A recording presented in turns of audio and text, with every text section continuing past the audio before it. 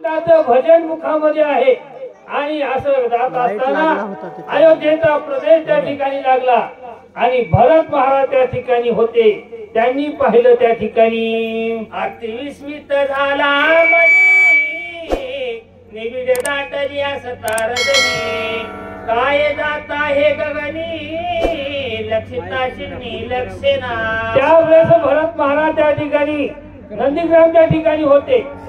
त्यांनी पाहिलं की एवढं या ठिकाणी असणार प्रकाश पाण्यामध्ये कोठं वरी या ठिकाणी आणि खाली पाहायला गेलं तर अंधार आणि या वेळेला या ठिकाणी असणार काय जात असं त्या ठिकाणी नवल वाटलं. इंद्र बैसला इमानी सय अप्सरा घेऊन क्रीडा करीत आहे गगनी लाजमनी आसेना. कारण त्या ठिकाणी माणसाचं मन एकदा कल्पनेमध्ये गेलं. कल्पना सासू हुशार मोठी साधू संतांमध्ये पाळी तुटी.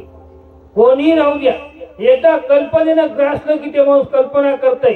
भरत महाराज म्हणा येतं की हे दुसरं कोणी नसून 33 कोटी देवाचा राजा इंद्र आहे. त्यानं काय केलंय अप्सरा घातल्यात मधी आणि गायन करीत जात असावं असं भरताची कल्पना झाली. अंग त्राणे वात सुटला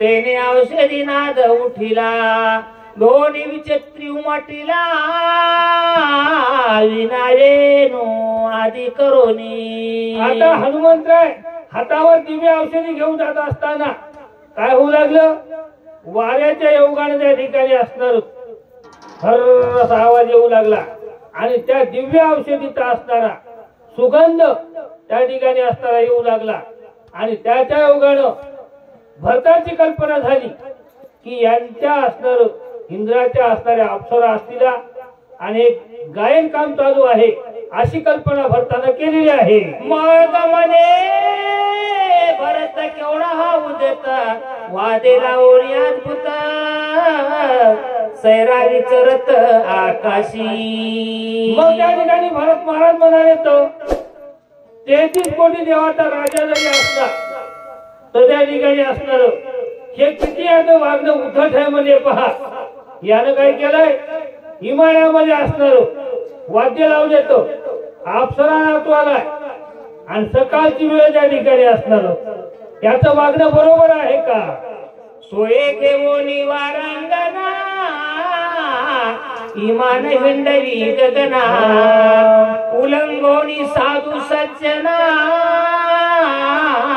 दर्याटना उन्मत. भरत महाराज त्या ठिकाणी विचार करायला तर पहा म्हणजे एवढा इंद्र या ठिकाणी उद्धट झालेला आहे आणि अप्सरा घेतल्या विमानामध्ये घातल्या आणि या ठिकाणी असणार नंदीग्राम म्हणजे पुण्य पावन भूमी ज्या ठिकाणी संत महात्मे राहतात साधू राहतात ऋषी राहतात मुनी राहतात आणि त्यांच्या त्या असणार मार्गावरून त्याने असणार काय केलंय जाऊ लागलेला आहे. जो स्त्री सैरत झाला मध्ये प्राशनी मातला जोधन डोले बुलला त्याचा गेला भरत महाराज सांगला त्या ठिकाणी जे माणूस असणारा स्त्रीच्या संगतीमध्ये गेला ज्या माणसानं मद्यप्राशन केलं हे जे 3 लोक होतं या लोकांना त्या ठिकाणी असणार सारासार विचार नसते. त्याला समाज काय म्हणालाय आपण काय वागालो याचं कसल्याही प्रकारचं भान राहत नाही. अशी अवस्था कोण कराले इंद्र कराले अशी भरताची भूमिका या ठिकाणी आहे. येशागमनी जे रतते सर्वदा उन्मत नाटये स्वार्थ प्रमार्थ स्वेच्छा वितरत खरं जैसा. त्या ठिकाणी पहा जे माणूस असणार वेशागत आहे ते मनुष्य त्या ठिकाणी असणार वागत असताना त्याला परमार्थही नाही आणि संसारही नाही. कारण ही आसक्ती आहे आणि त्या आसक्तीमध्ये अडकलेल्या माणसाला कसल्याही प्रकारचा सारासार विचार नसतोय. मग अशा प्रकारचा असणारा कोण म्हणाले भरत महाराज म्हणाले तर हे इंद्रच होय म्हणजे या ठिकाणी खरनेने मर्यादा दिवसा देखता जनपदा वैशा लागी वितरे सदा नसरे कदा माघारा. त्या माणसाची अवस्था गाढवासारखी सांगितली. कारण गाढव कसं असतंय ते रस्ता म्हणणं गाव म्हणणं कोणत्या त्या ठिकाणी कसल्याच प्रकारची त्याला भाग राहत नाही. मग हे माणूस त्या ठिकाणी विषयाधुंद झालेलं तशा प्रकारचं त्याला समाजाची नावाची कशाचीही गरज उरत नाही. तशी अवस्था झाली म्हणजे या ठिकाणी लाता हनिता उरावरी प्रीती धाय समुख खरी पदाविगात कांतरी आवडी करी झेलिता. त्यावेळी त्या ठिकाणी असणारं ते गाढव त्या गाढवीने भुज केल्यावर त्या ठिकाणी ती लाता हाणती. तर त्या ठिकाणी लाता उरावर घेते थोबाडावर घेते त्याला लागत आहे सुद्धा. आपण कोणतं गाढव विषयाच्या मागे लागलेलं. मग ते गाढव त्या ठिकाणी असणार काय करतय त्या विषयामध्ये जातय. तशी अवस्था कोणाची झाली या इंद्राची झाली. तैसा पुरुष कामाचारी सुखची मानी निरंतरी पाऊल जाऊन हृदयावरी झेलिता. तशा प्रकारचं या ठिकाणी हे या ठिकाणी 7 पहिलं काम दुसरं क्रोध काम क्रोध मद मच्छर मोह आणि माया. मग पहिलं कामाचं मग त्या कामाच्या माणसाच्या ठिकाणी अशा अवस्था होती ते देवळादार म्हणणं का मग हरिपाठ राहिला तुळशीला पाणी घालायचं राहिले. तसं हे माणूस एकदा विषयामध्ये गेलेला माणूस त्याला कसल्याही प्रकारचं भान राहत नाही. मने जन्मांतरीचे फळले भागेचे पद कमळ हृदयी लागे देवे दंडिले भागे व्रतावर रागे कष्टती. हे माणूस त्या ठिकाणी अशा प्रकारची कल्पना करते महाराज की माझं काहीतरी पूर्वीचं पुण्य म्हणून तिचे पाय त्या ठिकाणी ते गाढव म्हणते मया हृदयावर लागायला येतं. काय हे लोक म्हणले महाराज होतात कपडे घालतात संसाराचं सुख नाही कोण्याच गोष्टीमध्ये यांना सुख नाही आणि मी किती भाग्यवान हो. आणि आमचे वारकरी म्हणतात आम्ही भाग्याचे दास पंढरी रायाचे. अहो जसं माणसाचं मन कल्पना करीत त्याच्यामध्ये त्या ठिकाणी जीव अडकल येतं. मग असं भरत महाराज त्या ठिकाणी नंदीग्रामच्या ठिकाणी पाहून विचार करायला येतो. स्त्री कामाची आयशी रीती ऐकमध्ये त्याची स्थिती दोन्ही पदरची संपत्ती सोय होती जगनिंदे. आता ही झाली या ठिकाणी असणारी कामातुराची या ठिकाणी अवस्था.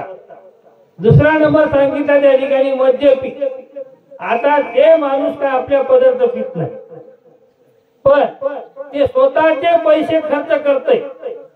ती वसमतला पडल का लोणाच्या नदीवर पडल होय का बाबुळगाव पाटीवर पडल त्यालाही कळत नाही. कशामुळं त्याच्या आहारी गेल्यामुळं आणि त्या जीवाची काय काय अवस्था होते ते पुढच्या ओळीमध्ये भोग जोडे सोकामाय सोये स्वर्गातुडे निष्काम तरी डोळ्या पुढे तिष्ठे रोकडे मोक्ष सुखा. मग त्या माणसाला त्या ठिकाणी असणार हे जे या ठिकाणी देवे दिला देह भजना गोमटा आणि तोया झाला फाटा बाधिकेचा. मनुष्याला जन्म मिळाला कशा करता कारण वचन दिले आपण कवा गर्भामध्ये आणि इथं आल्यावर मी भजन करतो मला इथं आल्यावर बैमान झाला. मग त्या माणसाला इथं येऊन एका माणसाने काय केलं आंधळ्यानं गेट होतं पण गेट त्याने काय करावं सगळी कोण येडा मारावं ते गेट आलं की डोळे लावून घेऊ पुन्हा त्या ठिकाणी येडे घालू लागलो. तसं इथं आलो शेवटची पाळी एक मनुष्य जन्म आणि चुकली वर्म फेरा पडे. 84 लक्ष येवनी मध्ये या ठिकाणी सुटायचं असलं तर ही येवनी आहे नाही तर पुनरपी जनन पुनरपी मरण ही अवस्था त्या जीवाच्या माग लागते. ऐसे धन करिता ती मध्ये पाना निजात्मघाती संपूर्ण नरक सेवना कल्प। मग असे असणारे जे जीव होतो स्वतःचे पैसे खर्च करून त्या ठिकाणी ते असणारे व्यसन करतात आणि स्वतः त्या ठिकाणी स्वतःचा आत्मघात करतात। नवे नवे स्वतः त्या ठिकाणी असणार त्यांना नरक प्राप्ती त्या ठिकाणी प्राप्त होते असे त्या ठिकाणी सांगायला येतो। धन लोभीचे लुब्धक स्वप्नीला देखती सुखा जन्माधार पे देख भोगिती नरक आणि वारा। आता जे धन लोभी होत काही माणसाला किती देवाला देऊ द्या, कोणते दुष्काळीचे येऊ द्या, कोणते इम्याचे येऊ द्या। आमच्या गावामध्ये हतभर तुमच्याकडे कोण नाही उस्मत तालुक्यामध्ये ते आले काय मध्ये पैसे तिकडे आधार कार्ड घेतलं की तयार त्या बोला काम करून द्या मग आले काय पाय म्हणतात तुझे पैसे कोणी पळून तर येत काय बरं ते आणलेले पैसे काय बायकोला लावला काय खाती काय म्हणून अंगाला कपडे घेणं गोळा करून करून ठेवते कशामुळं त्याला पैसा प्यारा असते आणि तेवढा जर जीव देवाला लावला तेवढा जर जीव संताला लावला आणि काही पंगत केली सप्त्यात काही दिलं तर त्याला सार्थक होईल की नाही पण त्याला कळत नाही विचार कशामुळं त्या धनलोभामुळं। मरणांत झटे घेता रुकाना मिळे सर्वथा तथापि सायास करिता आळस चित्ता उपजेना। मग त्याला या ठिकाणी असणार मराठी जरी वेळ आली तर ते माणूस असणार पैशात जीव असणार कोणाला देत नाही असे बखळ लोक त्या ठिकाणी असणारे पुरू मेल येत आणि मग त्याच्या जीवाला त्या ठिकाणी असणारा उभं कशामुळे येत नाही त्याचं सर्व काही चित्त त्या धनामध्ये गुंतलेले असते। मग असे या ठिकाणी असणारे जीव ऐसे ऐशा कष्टी मिळे ते वाढई उपाय बळे निज शरीर कष्ट विले जेणे फळे निज मोक्षे। मग असे जे असणारे जीव होतो ते येतात 84 लक्ष येऊन हिंडून आल्यानंतर इथं आल्यानंतर त्याला त्या ठिकाणी कोणत्याही गोष्टीचा सारासार विचार नसल्यामुळं आपला आलेला देह त्या ठिकाणी असणारा तसाच वाया घालतात आणि मग त्याला त्या ठिकाणी असणारा जे मोक्ष है जे सुख है त्याची प्राप्ती त्यांना होत नाही भगवंत सुद्धा त्या ठिकाणी प्राप्त होत नाही। जेने भोगी जय भोगू तेने भोगी जे स्वर्ग भोगू तेने साधे महायुगू जीव सूर्य भागू जेथ नाही। कारण ज्यानं इथं येऊन या पृथ्वी तलावर आल्यानंतर सत्कर्म केलं भगवंताचं नाम घेतलं अन्नदान केलं तर त्याला त्या ठिकाणी स्वर्ग काहीच नाही तर त्याला सगळं काही आणि मग त्याचा जे भोग आहे ते त्या ठिकाणी असणार त्याला भोगावं लागते कशामुळं तिथं गेल्यानंतर गरुड पुराण त्या ठिकाणी त्याचं वर्णन सांगितलं मारिती तोडीती झोडीती निष्ठुर यमाचे किंकर बहुसार। कारण त्या गरुड पुराणानुसार जर त्या ठिकाणी कोण्या पापाचं कोणतं फळ आहे आता हे लोक म्हणतात काही काही आम्हाला आमचे साहेब लोक पोथीतले वागे पोथीत राहू द्या थांबा तुमचे दिवस आता आलेच भरत गेल्यावर तुम्हाला स्वतःचा किती गोवा मग आम्हाला हसतात पण याच्यावर त्याचा विश्वास नाही कशामुळं हे एका एकामध्ये अक्कल येतं आणि त्याच्यामुळे 84 ची त्यांना चुकत नाही त्या ठिकाणी। एवढी प्राप्तीचे दाते जे कष्टविते धनाते इतराशी कोण कुशे तेथे दुःखी समजते संगतीची।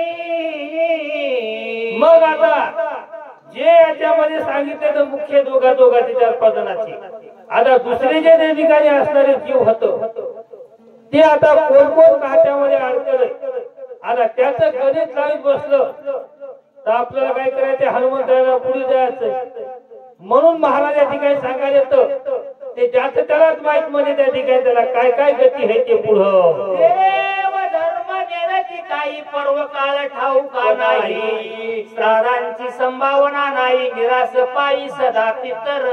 मग त्याला त्या ठिकाणी असणारा देव नाही धर्म नाही संत नाही नवे नवे काही काही अवघाती असे हातात पित्र सुद्धा खाल्ला तू.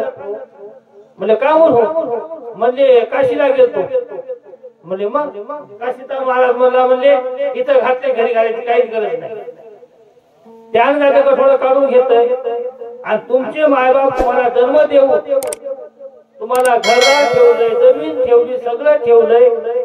वर्षातून 2दा मायन बाप 2च पात्र करायचे का गाव जेवण करायचं नाही काही नाही.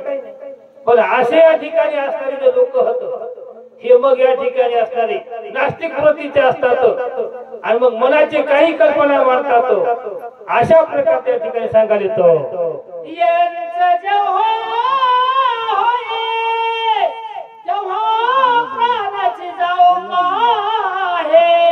सणावाराची नेने सोय आधी ते काय ते करीला. मग अशा लोकांना त्या ठिकाणी असणारे महाराज पैसे खर्चायचं म्हणलं की जीवावर जात. आणि मग त्यांच्या घरी जर असं कार्य होत नसलं कोणतं सत्कर्म सत्याची पंगत म्हणा पित्र मग जे कोणी अतिथी आहे अतिथी म्हणजे त्याला तारीख नाही तिथी नाही वार नाही अचानक आलाय मग त्याची पूजा करेल काय ते माणूस. कारण त्याचा धर्म त्या ठिकाणी आणि तिच्या मनामध्ये आल्यामुळं सर्व काही त्याची बुद्धिभ्रष्ट होऊन जाते. कष्टी जोडली संपत्ती ते ठेवी ती निगुती तोंडी दगड माती घाली ती आपण मरती धुळी खाता. मग कष्टाने त्या ठिकाणी रात्र दिवस त्या ठिकाणी कष्ट करून पैसा जमिला त्याने घरच्याला खाऊ दिला नाही आणि आपणही खाल्लं नाही. मग असे त्या ठिकाणी असणारी माणसं मरतावळी त्या ठिकाणी सरळ मरण त्याच्या तोंडामध्ये त्या ठिकाणी असणार धोंडे माती पडती अशी अवस्था त्या धनदुभत्याची झालेली आहे. आईशी एकाची जाती आजपाता सोयी घेती एकत्र जेथे मिळती ते दुःख किती सांगावे. मग आता एकाची आसन त्या ठिकाणी झालं आणि त्याच्यामध्ये त्या ठिकाणी आता जे धनलुब्ध पुन्हा वेश्या आणि काम हे 3 गोष्टी एका जागी आल्यावर मग त्या माणसाला आजपाताशिवाय पर्यायच नाही. आणि म्हणून त्या ठिकाणी असणार यांची अवस्था अशी सांगितली. श्रीमते मातला इमानी विचारत वेकला सज्जनांचा उल्लंघू केला उन्मत्त छाया पाळी तसे. म्हणून भरत महाराज त्या ठिकाणी सांगू लागले तर 33 कोटी देवतांचा इंद्र असा उन्मत झालेला आहे आणि अप्सरा घेतल्या गायन काम चालू आहे आणि संत भक्त महात्म्याच्या ठिकाणी असणारी उल्लंघना केलेली आहे आणि इमान घेऊन चाललेला आहे. आम्ही सूर्यवंशी राजनियान कामा सोदर हाची देखा जे उदता लावावी शिखा विचारू आणि भरत महाराज सांगू लागले तर आम्ही सूर्यवंशामध्ये जन्माला आलो पुन्हा राज्य हो आणि ज्या ठिकाणी अधर्म व्हायला त्याला शिक्षा लावणं आमचं काम आहे. कारण राज्य मोकळं तर त्या ठिकाणी काय होतंय राजा जर त्या ठिकाणी तसा राहतं मग प्रजा तशाच प्रकारची होती. म्हणून त्या ठिकाणी असणार भरत महाराज विचार करायचो. म्हणून राम नामांकित बाणा जगजगीत आती दारुणा सजिला आपण दुष्ट करावया. त्यावेळेस भरत महाराजानं आपल्या भात्यामधून धनुष्य बाण त्या ठिकाणी काढला त्याच्यावर राम नाम अंकित बाण होता त्या ठिकाणी आणि त्या दुष्टाला शिक्षा करण्याकरता धनुष्याला बाण लावला आणि बाण त्या ठिकाणी सोडायला सुरुवात केली. श्रीराम नामस्मरण बाणाशी आज्ञा करून दुष्ट दळन करावे. त्यावेळेस असताना भरतानं भगवंताचं नामचिंतन केलं आणि ते बाण असताना त्याला सांगितलं जायचं आणि असणारे जे दुष्ट दुर्जन आहेत त्याला शिक्षा करायची अशी आज्ञा करून धनुष्याला बाण लावला आणि बाण सोडलेला आहे. श्रीराम नामांकित विचारित हनुमान श्रीरामाचा भक्ता जीवा परिसा त्यांचा राम स्मरत सर्वदा बाण असणारा अगोदर त्या ठिकाणी असणारा राम नाम अंकित होता. कारण जशा प्रकारचे त्या ठिकाणी संगत घडते जीवाला तशा प्रकारचे संस्कार असतात. भरत असणारा एक त्या ठिकाणी साधू होता, एक त्यागी होता आणि ते बाण त्या भरताच्या संग राहिल्यामुळं नाम घेऊ लागला आणि ते बाण असणारा भात्यावरून निघाला कुंडातून आणि असणारा निघालेला आहे. सीतेचा कडकडाटी बाण पडिला ती संकटी उन्हावरी करावी शरवृष्टी अभक्त दृष्टी दिसेना. त्यावेळी त्या ठिकाणी असणार बाण जाऊ लागलेला आहे. आता समोरून त्या ठिकाणी हनुमंतराव सुद्धा भगवंताचं नाम घ्यायचे आणि एकूण बाण नाम घेतलेला. त्या बाणाला प्रश्न पडला महाराज, आता जाऊन या ठिकाणी दंडन करायचंय पण कोणाला? दुष्टाला करायचंय, दुर्जनाला करायचंय. पण समोरून त्या ठिकाणी भगवंताचं नाम ऐकू आलंय. आता काय करावं असा बाण विचार करू लागला. भरत दंडील संपूर्ण कपिशी कराये कंदना तरी मानसी स्मरण रामाचे. त्यावेळेस तो बाण विचार करू लागला, आता इथून आपण वापस जाऊ आपल्या मालकाकडे. तर त्या ठिकाणी गेल्यानंतर आपल्याला शिक्षा होईल. तुला सांगितलेलं काम तू काय केलं नाही. बरं समोर त्या ठिकाणी जावावं, दंडन करावं महाराज. तर त्या ठिकाणी हनुमंतराव त्या ठिकाणी भगवंताचं राम नाम घ्यायला येतो. अशा अवस्थेमध्ये बाण त्या ठिकाणी विचार करू लागला. श्रीरामाचा निज भक्तू कपी आणि श्री रामा स्मरस्तू माझा नचले पुरुषार्थ बाण इसमी तू विचारू. आता त्या ठिकाणी बाण विचार करू लागला. त्याला नवल वाटलं. एकूण धाडणारा माणूस भगवंताचं नाव चिंतन श्रीराम जय राम जय जय राम. समोर तनो त्याच्या अंगावर ते सुद्धा त्या भगवंताचं नाम घ्या. आता हे त्या ठिकाणी नवल वाटलं बाणाला आणि बाण त्या ठिकाणी विचार करू लागला.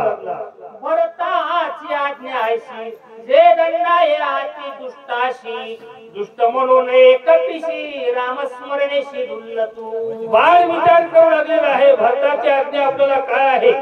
जायचं दुष्टाला दुसऱ्याला दंड करायचा आहे. पण पुढचा माणूस त्या ठिकाणी भगवंताचं नाव चिंतन करायला महाराज. मग त्याला आपल्याला या ठिकाणी शिक्षा कशी करावी अशा विचार अवस्थेमध्ये तो बाण त्या ठिकाणी विचार करू लागला. स्वामीची आज्ञा उल्लंघून घडे साधू आवज्ञा श्री न चढे आईचे विचारोनी वाडे कोडे चरणाकडे चालिला. त्यावेळेस बाण विचार करायला महाराज. स्वामी म्हणजे आपला असणारा मालक आहे. मालकाचं सेवके करावे सांगितले काम. मग हे या ठिकाणी आहे. पुन्हा श्री गुरु होता आपले, त्यांनी आपल्याला काम सांगितलंय. ते काम त्या ठिकाणी जर केलं तर बरं आहे. तर एखाद्याला सांगितलं त्याबरोबर म्हणले माणिकराव पाटलाच्या इथं वाचक सुधी बसलेला बोलून आण. त्यानं मला दुःख असलं तर ते घरी नसले तर मग ते बाण म्हणू लागला. त्या ठिकाणी नामचिंतन त्या ठिकाणी घ्यायला. आता काय करावं आपण असा विचार केलेला आहे. या सजनाचे पाये अपजये कधीच न होय स्वामी कार्य सिद्धी सजाये विजयी होय त्रिलोकी. ते बाण महाराज त्या ठिकाणी विचार करू लागला. कारण संतांचे पाय धरल्यानंतर त्या माणसाच्या जीवनामध्ये त्याला कधी त्या ठिकाणी अपयश येत नाही. जे जिथं त्या ठिकाणी गेलं त्याचा त्या ठिकाणी विजय त्या ठिकाणी होते. मग आपण या ठिकाणी आता अशा प्रकारचा विचार भरत करायचं. ऐसा निश्चय करून पूर्ण पायी मिठी घाली बाणा सोये स्निग्ध कपी नंदन बाण कोण कोणाचा. असा त्या ठिकाणी असणारा घट विचार केला बाणानं आणि बाण त्या ठिकाणी गेल्याबरोबर हनुमंतराच्या पायाला घट्ट मिठी मारली. मारल्याबरोबर हनुमंतराच्या पायाला स्पर्श झाला महाराज. हनुमंतराच्या हातावर पर्वत आहे. हनुमंतराने खाली पायाकडे बघलं. बाण आल्याबरोबर पाय धरालाय. हे बाण कोणाचा असत आणि अशा प्रकारचा हनुमंतराय विचार करायचं. ऐसा विचारी मनी बाणावलोकी नयनी देखता श्रीराम नामांकित चिन्नी वायुनंदनी अतिस्मयो. आता त्या ठिकाणी हनुमंतरायानं पाहिलं त्या बाणाकडे, पाहिल्याबरोबर त्या ठिकाणी ते बाण भगवंताचं नामचिंतन त्या ठिकाणी करू लागला महाराज. आणि पाहिल्याबरोबर हनुमंतरायाच्या मनामध्ये त्या ठिकाणी असणार नवल वाटलं. आणि हनुमंतराय काय करायचं, श्रीरामाचा बाण होयाती कर्म याचा करू नये, साष्टांगी नमन करिता होये राम स्नेही भावार्थी. त्यावेळेस हनुमंतरायानं पाहिलं ते बाण त्या ठिकाणी श्रीराम जय जय राम असं नामस्मरण करत असताना पायाला धरलेलं आहे. हनुमंतरायानं पाहिलं आणि सांगितलं हे बाण असताना माझ्या स्वामीचा, माझ्या मालकाचा आहे आणि याचा आपण अपमान करू नये असं म्हणून हनुमंतरायाच्या हातावर त्या ठिकाणी पर्वत आहे, एका हातात गदा आहे. आमच्या हात रिकामे असून आम्ही गाड्यावर राम राम म्हटलं की त्या माणसाने खोईच्या राम राम असं करावे. मग त्या ठिकाणी हनुमंतराया ठिकाणी असणार त्या बाणाला राम राम घातल्यावर काय झालं, कपी आकांक्षी बाणाचे वचन तो बोलिला संपूर्ण, पाहो आदरिले त्याचे चिन्ह तव तळी बाण ओढी तू. मग हनुमंतरायाने त्या ठिकाणी त्या बाणाकडे पाहिलं, पाहिल्यावर त्या ठिकाणी ते नामस्मरण करू लागलं.